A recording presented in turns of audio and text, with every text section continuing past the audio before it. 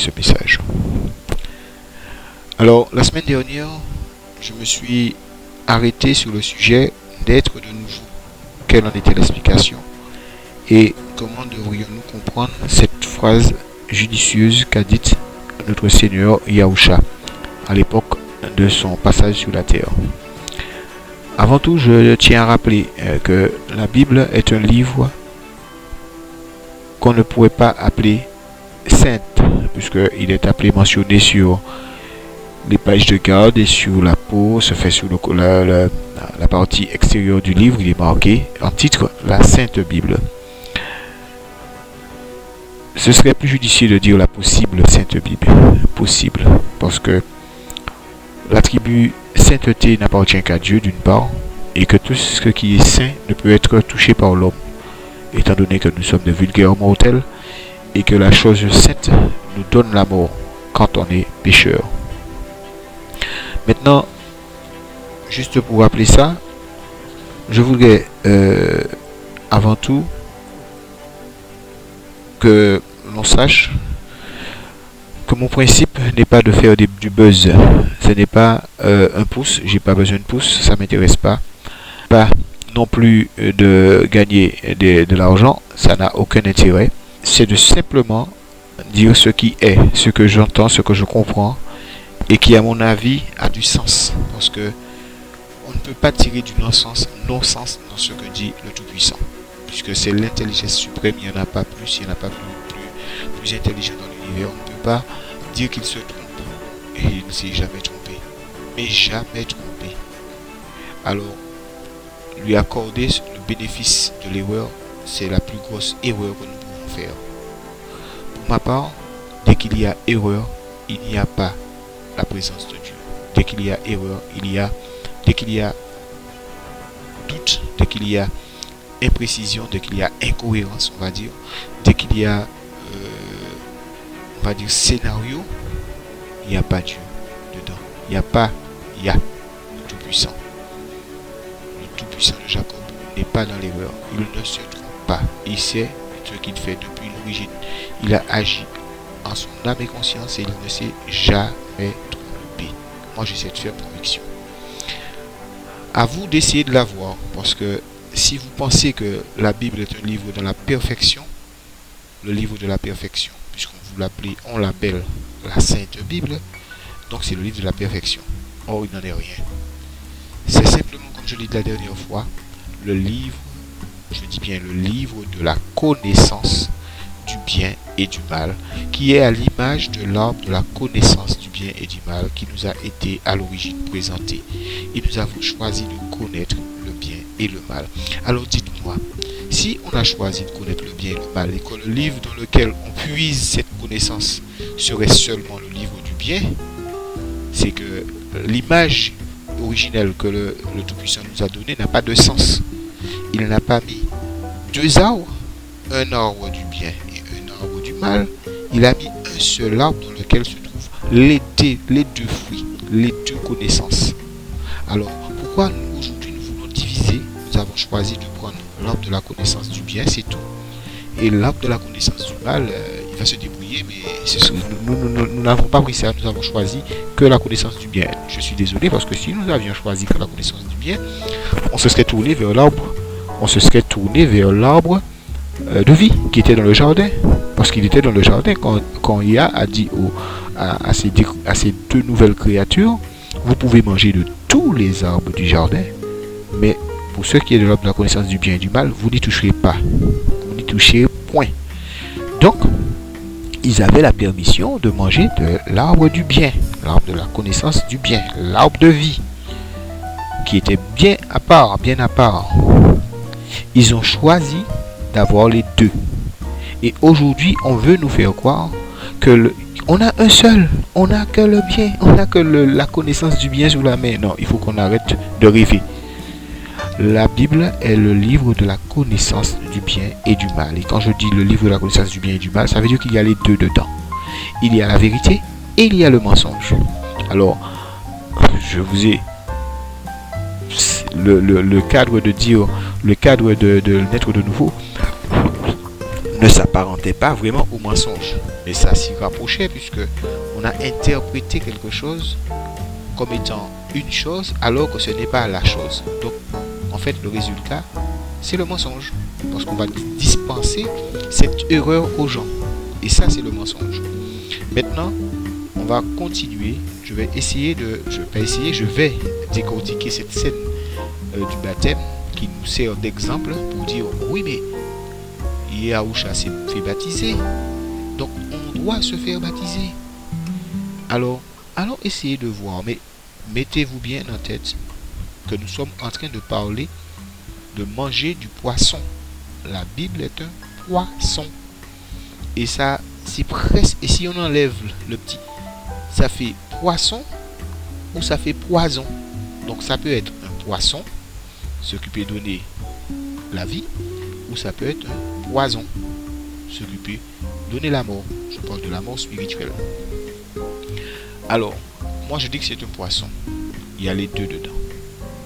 Alors, si on veut qu'il y ait un seul, on enlève le... Ça fait poison. Même si on croit que c'est de la vérité, mais c'est comme ça n'a pas de sens, ça ne peut pas être la vérité, c'est un poison. Justement que produit l'effet d'une lecture aveugle et irréfléchie de la Bible. Justement, ça produit du poison spirituel. Il faut être clair, ce livre n'est pas la sainte parole de Dieu. Il y a dedans la parole de Dieu. Il y a dedans des éléments, on va dire, nutritifs pour l'esprit. Mais il y a dedans aussi des éléments qui détruisent l'esprit. Alors, j'ai parlé de naître de nouveau la semaine dernière, et là, je vais traiter du baptême vraiment dans son application profonde, on va dire, selon l'homme, pas selon Dieu, puisque, comme je vous ai dit que ça n'existait pas. Je vous ai dit que c'est une invention. Alors là, je vais vous le prouver aujourd'hui. Alors, on va partir de la scène du baptême quand Jean voit arriver celui qu'on appelle Jésus. Enfin, on va essayer de parler avec pas le langage de la Bible, mais le langage de la vérité. Celui qu'on aurait pu appeler Yahushua arrive. Et il le voit venir de loin. Et il dit, voici l'agneau de Dieu qui enlève le péché du monde. Quand il le voit s'approcher, il dit, voici l'agneau de Dieu qui enlève le péché du monde. Ça, c'est dans Jean 1, 29.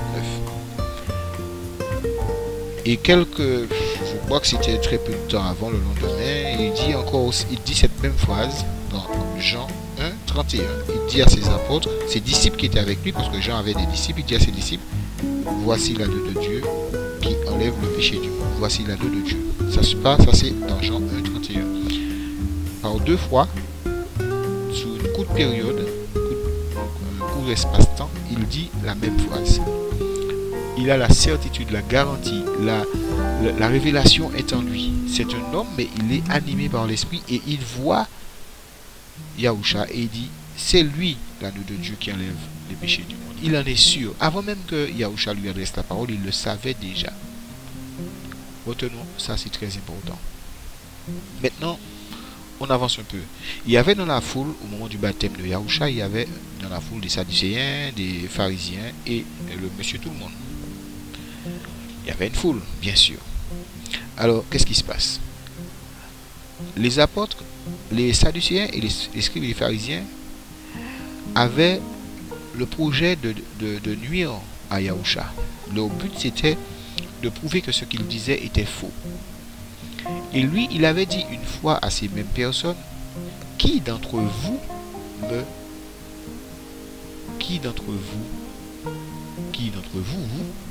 parmi vous là, les Sadducéens, les scribes et les pharisiens, qui d'entre vous peut dire que j'ai déjà péché une seule fois dans ma vie? Qui? Est-ce que vous pouvez me dire vous pouvez dire si j'ai péché une fois dans ma vie? Alors, maintenant, s'il dit ça, et qu'il se mène dans la scène du baptême, il se drive dedans, il vient dans le baptême, il vient dans le processus du repentir, pour la rémission des péchés, selon qu'il est écrit. S'il va remettre ses péchés, lesquels péchés il va remettre? Et il fait ça devant les scribes et les pharisiens. Alors on va me dire, mais non, mais non, mais non, mais non.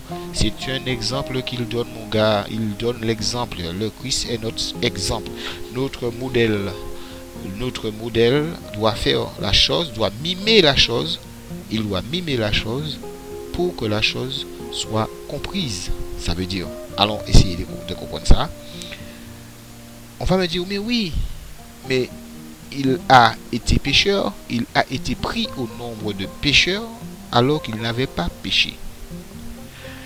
Alors, l'homme l'a pris pour pécheur, mais il n'a jamais péché. Il a été compté parmi les malfaiteurs alors qu'il n'avait rien fait de mal. Ok, mais c'est toujours l'homme qui l'a pris dans ce créneau-là. Ce n'est pas Dieu qui l'a pris dans ce créneau-là. Il savait pour son Père, l'Éternel savait parfaitement que son fils n'avait pas péché et que son sacrifice était un sacrifice expiatoire, mais pour les péchés des autres. Alors là, il n'y a pas de problème, il fallait qu'il meure. Maintenant, est-ce que le fait de mimer un baptême, une purification, n'a pas d'incidence? Si, ça a une incidence. Le fait de mimer quelque chose, ça a une incidence. Ça veut dire qu'on joue la comédie. Puisqu'on n'a pas péché, pourquoi devrions-nous être baptisés puisqu'il n'a pas péché? Ça, je vais le répéter 100 fois. Certaines personnes pensent que Yahusha a commencé à exister à sa naissance en tant qu'homme. Il n'avait pas existé avant. Alors je vous fais remarquer qu'il dit une fois au scribe et au pharisien qui s'étonnait en lui disant, mais tu n'as pas 50 ans, comment tu connais Abraham? Tu n'as pas 50 ans, tu parles d'Abraham comme si tu le connaissais. Alors qu'est-ce que Yahusha leur répond? Avant qu'Abraham fût, je suis. Ça veut dire que moi j'étais près du Père, j'étais dans l'existence, dans l'être existant, j'étais dans le présent éternel avant même qu'Abraham ne naisse, avant même qu'Abraham ne soit engendré, avant même que les parents et les arrière-grands-parents d'Abraham ne viennent à l'existence. J'étais là. Donc, qu'on ne me dise pas que Yahusha a péché en quelque part, puisqu'il connaissait déjà les effets, les conséquences. Il n'avait pas besoin de s'entraîner pour ça. D'ailleurs, il était contre ça. Pourquoi aurait-il eu à vivre le péché pour s'en défaire après?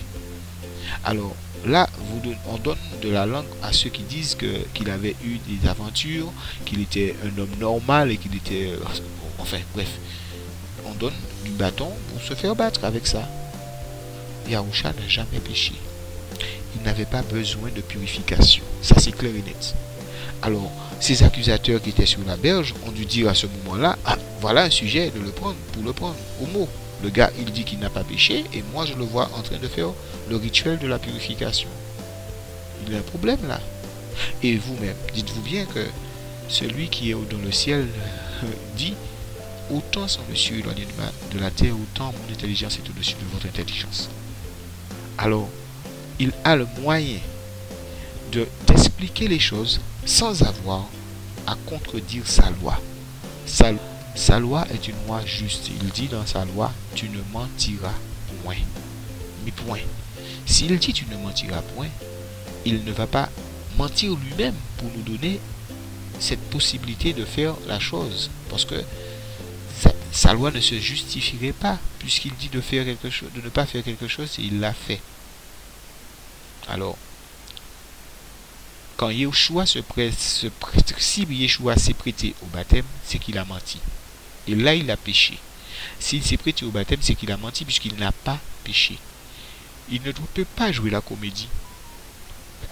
Il ne peut pas jouer la comédie. Il est un homme de vérité. Il est la vérité. Il le dit lui-même, je suis le chemin, la vérité et la vie. Il ne peut pas mentir. Faire une chose comme ça, c'est mentir. Et les pharisiens pourraient le prendre au mot dans ce contexte-là. D'accord? On s'arrête là pour le rapport de Yahusha au baptême. Maintenant, qu'est-ce qui s'est encore passé? Alors, il arrive devant Jean et Jean se prête au rituel. Et Jean lui dit, mais non, ce n'est pas à moi de te baptiser, c'est à toi de me baptiser. Alors, là encore, il y a un souci. C'est que Jean dit en clair que lui qui pratique ce baptême-là, de purification, il n'est même pas pur. il n'est même pas pur puisque Yahusha devrait le prendre de l'eau, enfin l'immerger dans l'eau, faire quelque chose pour qu'il soit pur. Déjà, c'est un peu tordu là. On continue. Alors, il se fait baptiser. Le mot c'est se faire baptiser par Jean. Et une voix se fit entendre, une colombe, une voix se fit entendre dans le ciel. Celui-ci est mon fils bien-aimé. Écoutez-le. Le passage ne dit pas qui a entendu, qui n'a pas entendu, mais le passage dit que la voix a été émise. Alors, la voix s'est fit entendre du ciel. Celui-ci est mon fils bien-aimé, en qui j'ai mis toute mon affection. Souvenez-vous de cette voix. Elle a été audible, je ne sais pas par qui, c'est pas précisé, mais apparemment, la voix se fit entendre. Il est dit vaguement, la voix se fit entendre au ciel, du ciel. Et dans d'autres passages, il y a Matthieu 17 où c'est dit, et Marc 3, 9, 7. Souvenez-vous de cette voix. Ça a une importance capitale. Même si ce sont les apôtres seuls qui l'ont entendu, attention, c'est capital. Même si c'est un apôtre qui l'a entendu, c'est capital. Pourquoi? Nous allons voir pourquoi par la suite. Maintenant, Jean-Baptiste se retrouve en prison parce qu'il réprimandait Hérodias, la femme, Hérodias qui était la femme du frère d'Hérode, apparemment. Mais avant que Jean-Baptiste ne fût décapité, se retrouvant le pauvre en prison, il va dire à ses apôtres, ses disciples qui veulent le voir, allez voir celui qu'on appelle Jésus ou Yahusha, je ne sais pas, mais allez le voir et demandez-lui s'il est celui qui devait venir ou devrions-nous en attendre un autre? Devons-nous en attendre un autre? Alors, c'est ce que vont faire les apôtres, naturellement. Mais la question à se poser, c'est quoi? Pourquoi Jean le Baptiste qui a reconnu Yahusha ou Jésus, pas le même, hein, mais comme dans les Écritures c'est écrit Jésus, bon, pour qu'on comprenne bien, je dis Jésus, mais c'est Yahusha. Alors, est-ce que le Baptiste lui-même n'était pas au courant de l'identité même de Yahusha? Il connaissait, puisqu'il a pris la peine, il a ouvert la bouche, avant même que Yahusha lui dise quoi que ce soit pour le déclarer comme étant l'agneau de Dieu. Il prend le temps de faire ça. Mais c'est bizarre. Pourquoi en prison, il va demander à ses disciples d'aller voir celui qu'on appelle Yahusha ou Jésus et demander-lui s'il est celui qui devait venir ou devons-nous en attendre un autre. Ce qu'il va donner aux apôtres est plutôt bizarre. Il va leur dire, vous voyez, les morts ressuscitent, les malades sont guéris, les boiteux marchent, les éclopés reprennent de la vigueur, les démoniaques sont libérés. Qu'est-ce que vous voulez entendre? Pourquoi? Je suis là et tout ça se passe sous vos yeux. Alors, est-ce que vous pensez que cette réponse seulement peut suffire à prouver qu'il est le Fils de Dieu? Souvenons-nous d'une chose, c'est qu'à l'époque même où il faisait ces mêmes choses dont il parlait à l'instant, il y avait d'autres personnes qui faisaient ces choses-là, qui faisaient des miracles, qui libéraient des machins, qui faisaient plein de choses à côté. Les apôtres reviennent lui dire, Seigneur, nous avons rencontré des gens qui font des miracles en ton nom. Et que lui répondent Yahusha? Que leur répondent Yahusha? Laissez-les. Car tout royaume divisé contre lui-même s'en va à sa perte. Ne les empêchez pas. Voilà. Alors, ça veut dire que ces choses se passent aussi même quand ce ne sont pas, même quand le Messie n'est pas là, quand Yahusha n'est pas là. Donc, ça ne peut pas être une réponse qui confirme la règle, que ça marche que quand il est là. Aujourd'hui encore, toutes les confessions de la terre font des miracles, je dis confessions chrétiennes, je vais dire, font des miracles au nom de ce même Seigneur. Pourtant, ces confessions sont divisées, pas plus divisées qu'elles, il n'y en a pas. Sur la même personne de ce même Seigneur au nom duquel ils font des miracles. Elles font des miracles. Bref. Alors, il va leur répondre que ces choses se produisent, ça prouve qu'il est bien le Fils de Dieu, celui qui devait être envoyé. Quelque temps après encore, il va poser cette question à ses apôtres. Qui dit-on que je suis dans le pâté de maison, dans le pays, moi le Fils de l'homme, qui dit-on que je suis? Ok? Ça c'est écrit dans Luc 9, 18. Dans Luc 9, 18. Et on peut lire jusqu'à 22, parce que c'est tout à fait, c'est très intéressant cette partie. Alors, maintenant, qu'est-ce qui va se passer? Yahushua va dire aux apôtres, qui dit-on que je suis? Les apôtres vont se mettre à répondre des questions, des réponses aussi farfelues. On dit que tu es, Jean-Baptiste, l'esprit de Jean-Baptiste, hein, Jean-Baptiste qui était mort. Les autres, Élie, et les autres, qu'un ancien prophète est ressuscité. On dit que tu es un ancien prophète qui est ressuscité. Et vous, leur demanda-t-il, qui dites-vous que je suis? Alors, Pierre répondit, tu es le Christ de Dieu, le Fils du Dieu vivant. Yahushua lui recommanda sévèrement de ne le dire à personne. Écoutez bien, Yahushua lui recommanda sévèrement de ne le dire à personne. Et il ajouta qu'il fallait que le Fils de l'homme souffrit beaucoup, qu'il fût rejeté par les anciens, par les principaux sacrificateurs et par les scribes. Il fallait qu'il fût mis à mort et qu'il ressuscitât le troisième jour. Alors, je vais vous dire sincèrement, cette parole, cette phrase, le fait de recommander sévèrement aux disciples de ne dire à personne est une vérité fondamentale. Parce qu'elle s'explique au verset 22, cette vérité. Il ajouta qu'il fallait que le Fils de l'homme souffrit beaucoup, qu'il fût rejeté par les anciens, par les principaux sacrificateurs et par les scribes, et qu'il fût mis à mort et qu'il ressuscita le troisième jour. Dites-moi, si les gens savaient, les scribes, les scribes, les pharisiens, les sadducéens et toute la junte religieuse savaient que Yahushua était vraiment le Fils de Dieu, ils ne l'auraient pas touché. Ils ne l'auraient pas levé sur lui le petit doigt. D'accord? C'est qu'ils ne le savaient pas. Ils ne le savaient pas du tout. Alors, ils pensaient qu'il était un prophète. D'ailleurs, tous les prophètes ont été tués, décapités à Jérusalem pour la plupart. C'est normal. Donc, le même sort l'attendait. Pour lui, c'est un prophète. C'est le sort du prophète, c'est de mourir à Jérusalem. Il n'était pas dans la perspective que Yahushua fut le Fils de Dieu. Il ne le voulait même pas l'entendre. Et d'ailleurs, c'était un bien pour eux, parce que pour nous tous d'ailleurs, parce que s'ils savaient, ils ne l'auraient pas touché. Ils n'auraient pas levé sur lui le petit doigt. Alors, maintenant, vous entendez bien, Yahushua leur recommanda sévèrement de ne pas le dire au monde, aux gens, de ne le dire à personne, qu'il était le Fils de Dieu. Parce qu'il devait mourir, parce qu'il devait souffrir, il devait mourir, il devait ressusciter. Si les gens savaient ça, ils commenceraient à croire et ils n'auraient pas eu à le toucher. Ils n'auraient pas pu le toucher. C'est pour ça que moi je dis cette phrase est fondamentale et c'est la vérité. Yahushua le recommanda sévèrement de ne le dire à personne. Par contre, on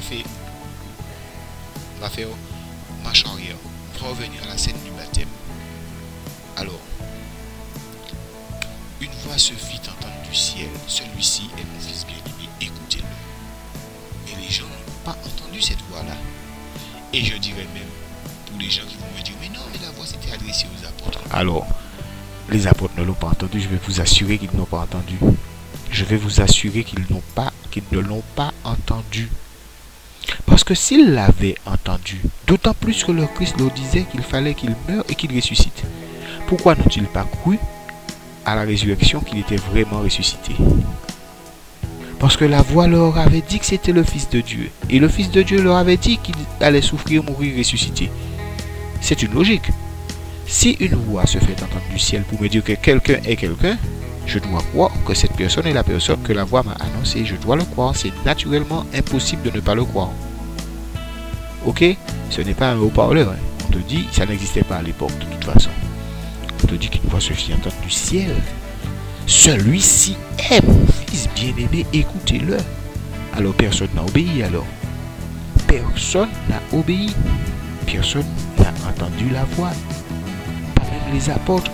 Alors qui l'a entendu? Cette voix.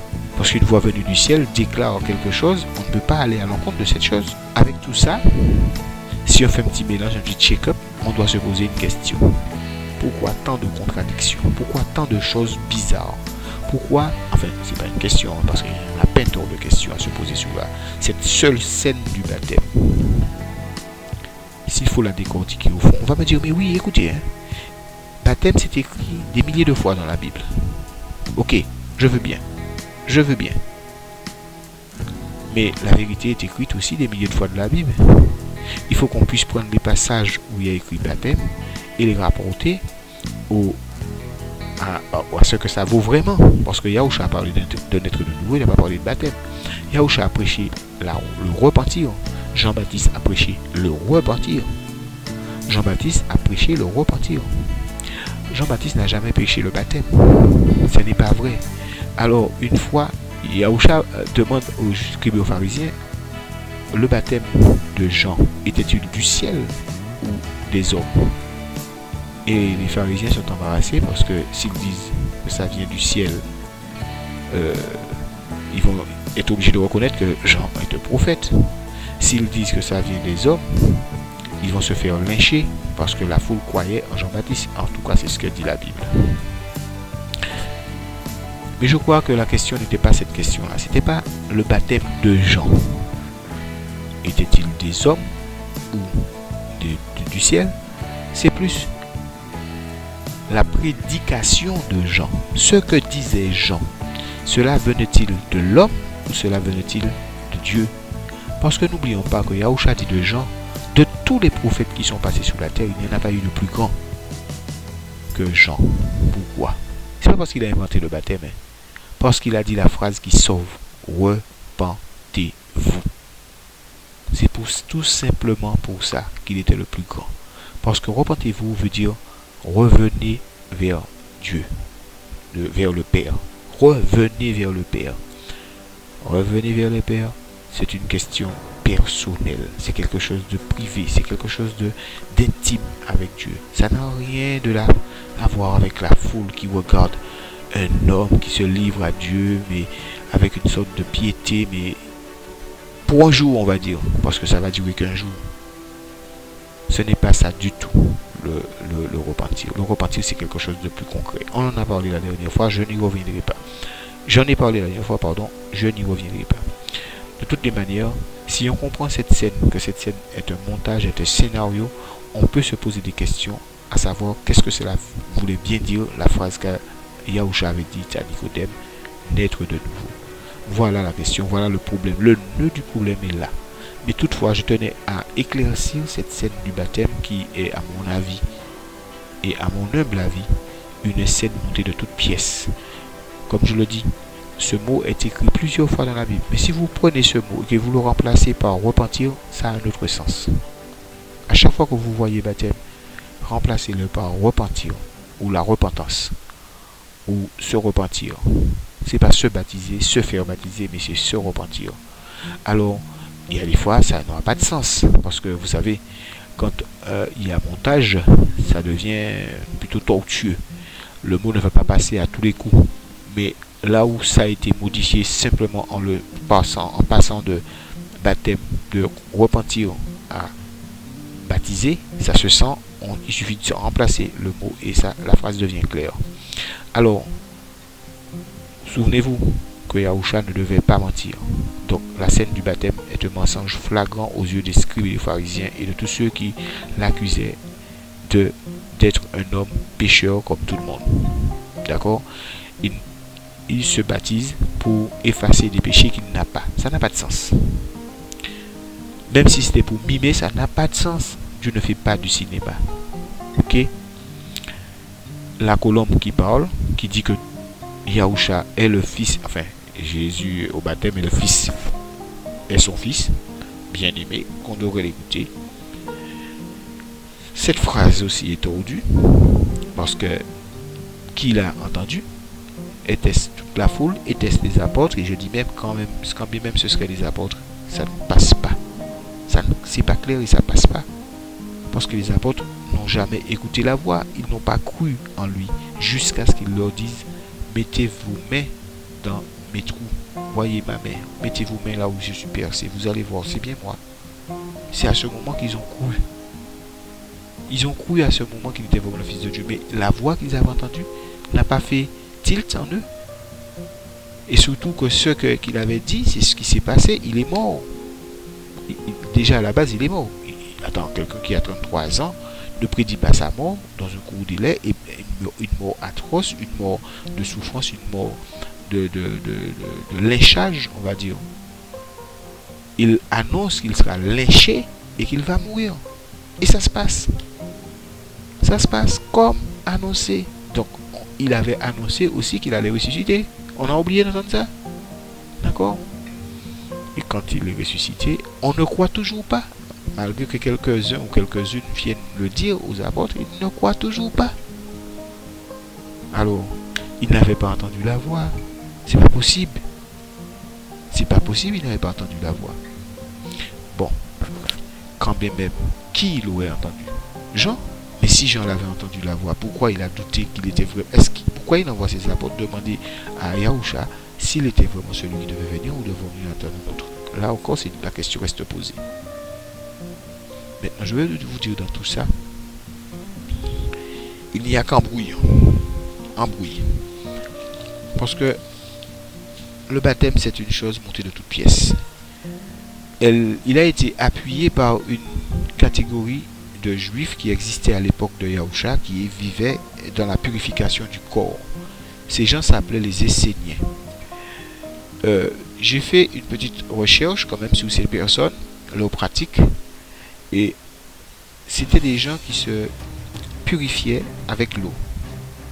Ils étaient donc à l'écart, et ils avaient fait un bassin dans leur maison, dans leur lieu de culte, et ils se dévêtissaient d'un côté du bassin, et ils descendaient dans le bassin, prenaient le bain de purification et ressortaient de l'autre côté. Ils ne devaient pas revenir sur leur pas parce qu'ils allaient récupérer les péchés qu'ils avaient laissés sur l'escalier opposé. Donc ils devaient faire le rituel dans un seul sens. Et ces gens ont été, d'après les historiens, ont été assimilés aux premiers chrétiens. Parce qu'apparemment, d'après ce qu'il est écrit là, qu'ils avaient les mêmes pratiques que les chrétiens. Ceci dit, les chrétiens et le christianisme et la chrétienté, c'est la même chose. Vous vous rappelez que l'apôtre Jean, je crois qu'il le dit, il dit que l'apostasie est déjà installée. À l'époque même d'Éphèse, l'église d'Éphèse, il était Jean l'apôtre, le dernier des apôtres, il dit, j'ai écrit un mot à Diotrephe, mais lui, avide d'occuper la première place dans l'église, il ne nous reçoit pas. Et il ne reçoit même pas les gens que nous envoyons. Eh bien, ça c'est déjà le symptôme de l'apostasie. Les symptômes de l'apostasie existaient déjà à l'époque même d'Éphèse, la première église dont il est question dans l'Apocalypse. Ce sont les phases de l'église dans le temps. Et l'église d'Éphèse était la première phase de l'église de Dieu, la femme, l'épouse du Christ. Alors, ces gens-là, qui ont été assimilés aux chrétiens, que nous ne devons pas être d'ailleurs, parce que derrière le mot chrétien, il y a tout un symbole. Il faudrait savoir lequel il est. Alors, maintenant, est-ce que, après tout ça, on n'est pas en droit de se poser des questions sur la réalité de ce rituel? Devrait-il vivre ou devrait-il cesser d'exister? Je veux te parler à notre niveau personnel, puisque qui sommes-nous pour arrêter ça? C'est quelque chose qui est mondial, quelque chose qui est salvateur, salvatrice on va dire, et ça, ne peut pas sortir de toute personne qui est convaincue de la nécessité de faire la chose. Alors que beaucoup de personnes me disent, que c'est peut-être pas vital, c'est pas ce qui va nous sauver en clair, mais c'est surtout de vivre en nouveauté de vie. Mais comment pouvons-nous vivre en nouveauté de vie si nous n'avons pas vraiment, nous ne sommes pas passés par le bon chemin? Parce que si ce chemin-là est faux, s'il est faux le chemin, s'il ne mène à rien, on ne vit pas en nouveauté de vie, puisqu'on n'a pas fait le bon chemin. Le bon chemin, je l'ai expliqué la dernière fois. Et je crois que ce chemin-là, c'est le mauvais chemin. C'est le chemin qui condamne. Ce n'est pas le chemin qui sauve. Parce que tant qu'on est attaché à la matière, parce que l'eau, c'est la matière, elle meurt, elle disparaît, elle n'est pas éternelle. Et si nous donnons force, si nous donnons à la matière de la force sur nous, nous nous privons de la vie éternelle. Nous allons dans la même direction que la matière, à la mort éternelle, à la disparition éternelle. Ce n'est pas ce que Dieu veut pour nous. Alors il ne liera pas notre destin à la matière. Aucunement. Nous sommes destinés à être des esprits, des fils du Dieu vivant. Donc, la matière ne peut pas avoir prise sur nous. Elle ne peut pas nous sauver. Ce n'est pas la matière qui va nous sauver. Et même si elle n'est pas salvatrice, mais elle n'a pas de force dans le cheminement vers la vie éternelle. Alors, toutes sortes de rituels ont été inventés, effectivement, au nom du Fils de Dieu, au nom de Yahusha, parce que c'est lui qui aurait donné ces directives, comme la scène, donc le baptême aussi, comme quoi encore, il y a d'autres choses, je sais pas, il y a des choses qu'il doit autoriser, ou des choses qu'il doit initier. Toutes ces choses rituelles, tous ces rituels ne sont que montage de la main de l'homme, assisté bien sûr par l'ennemi, parce que ces choses ne se font pas naturellement par la voix de Dieu. L'ennemi a son grain de sel, comme il a le droit dans l'arbre de la connaissance du bien et du mal, puisqu'il en est le représentant. Il est le représentant du mal, et Yahusha et Dieu et Yah son Père ont aussi droit de citer dans ce livre, dans cet arbre. Maintenant, à vous de statuer, à vous de décider de quel, puisque c'est un mot qui convient bien, de quel baptême vous voulez être baptisé. Est-ce que vous voulez vous repentir ou est-ce que vous voulez vous faire baptiser? Ce qui, à mon avis, n'a pas le même sens. Je ne sais pas si vous voyez ce que je veux dire. Les directions ne sont pas les mêmes. C'est-à-dire celui qui se fait baptiser, il se fait envoyer de l'eau sur le corps, ou bien il se fait immerger sur le. C'est que le côté extérieur, apparence physique, l'homme qui en est touché. Mais le repentir, c'est de l'intérieur que ça vient vers l'extérieur. C'est autre chose. La purification de l'esprit, ce n'est pas la purification du corps. Donc on est en train de faire croire que pour que l'esprit soit purifié, il faut que le corps soit purifié. Il n'en est rien. C'est pas vrai. Ça voudrait dire que le mendiant ne peut pas se purifier, puisqu'il est sale le pauvre, il n'a pas d'eau, ou bien personne ne voudra le tenir pour le balancer dans l'eau, pour le... Mais non. Toute la saleté de son corps extérieur n'a aucun effet sur son esprit. Il peut, d'ailleurs, le Yahusha dit aux scribes et aux pharisiens, lorsqu'il s'était agi de manger sans se laver les mains, il dit aux scribes et aux pharisiens que vous êtes des hypocrites.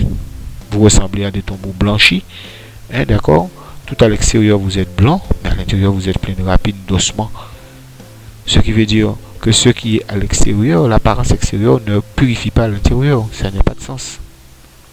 Ok. Et d'autre part, il va leur dire, ce qui entre de la bouche de l'homme, ce n'est pas ce qui souille l'homme, c'est ce qui sort de la bouche de l'homme qui souille l'homme.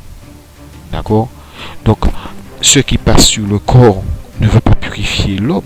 C'est ce qui sort du corps qui va purifier l'homme dans le même sens. D'accord?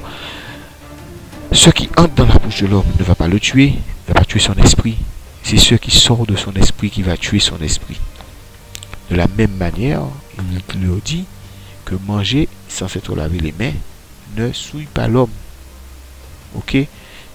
Ça ne va pas à ton esprit, ça ne touche pas ton esprit. Et pourtant ça rentre en toi, mais ça ne touche pas ton esprit. Par contre, l'eau passe sur ton corps, toucherait ton esprit à tel point que l'Esprit de Dieu va descendre sur toi au moment où tu as été plongé et immergé et tu as décidé que tu t'es parti en nouveauté de vie. C'est parti, je suis un nouvel être vivant, une nouvelle créature. Quelle magie! Regardez à droite, regardez à gauche, vous verrez que ces mêmes personnes qui sont passées dans l'eau sont toujours les mêmes créatures et des fois, c'est des créatures plus méchantes que celles qu'elles étaient avant.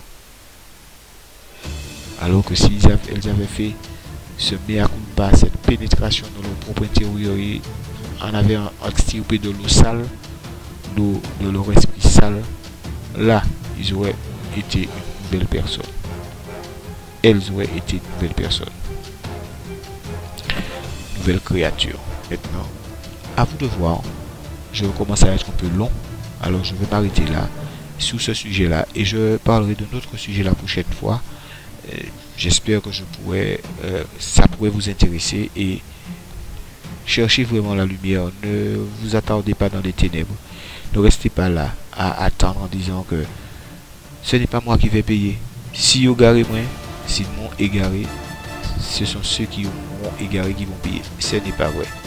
Parce que il y a le Tout-Puissant dit, sortez du milieu d'elle mon peuple. Sortez du milieu d'elle mon peuple, de peur que solidaire de ses fautes, vous n'ayez à pâtir de ses plaies. Parce que on s'assied, on est tranquille, on bouge pas, on se dit que de toute façon, c'est pas moi qui vais payer. C'est la personne qui m'a induit en erreur qui va payer. Mais Dieu te dit, ne sois pas dans cette attitude-là. Sors, bouge-toi. Sauve ton âme. Je ne vais pas tout faire pour toi en fait, tout simplement. Tu dois faire la démarche vers la lumière. Ce n'est pas la lumière qui va t'arracher de tes racines, parce que je crois que si elle veut t'arracher, plus tu t'enracines. Parce que quand je me rends compte que quand on dit à certaines personnes des choses qui sont de toute façon plus vraies que ce qu'elles croient, eh bien ces gens s'enracinent plus dans ce qu'elles croient, dans ce qu'ils croient. Parce qu'ils se disent que il va m'arracher, donc je m'enracine, je persévère, j'avance, je crois que je vais devenir encore plus croyant dans ce que je croyais avant. Encore plus. Donc, prouve que la lumière n'a jamais été accueillie par les ténèbres. C'est ce que Yahusha, notre Seigneur Yahusha dit par la bouche de l'apôtre Jean, la lumière a lui dans les ténèbres et les ténèbres ne l'ont point reçu. D'accord? Alors, soyons des gens qui aiment la lumière, qui aiment la vérité. Parce que pour être sauvé, il faut avoir l'amour de la vérité. C'est ce que j'avais à vous dire. Et j'espère que j'aurai participé à votre éclairage, vos connaissances, à vous arracher de ce monde de ténèbres dans lequel nous sommes. Que la volonté de Dieu se fasse. Moi, je ne suis qu'un homme. Je ne peux pas faire des choses qui me dépassent. Ce que je fais, c'est que je ne fais que parler. Et je prie Dieu que vous ayez un cœur ouvert et que vous soyez prompt à écouter, à entendre la vérité. Parce qu'elle a un témoignage à rendre. Et si le cœur est ouvert, le témoignage sera rendu. S'il est fermé, jouer en retour comme mépris et injure et n'importe quoi. Enfin, de toute façon, comme j'ai dit la dernière fois, c'est ce que produit la vérité. Si c'est ça, eh ben, c'est que je dis vrai. À tous, que la paix de Dieu soit avec vous.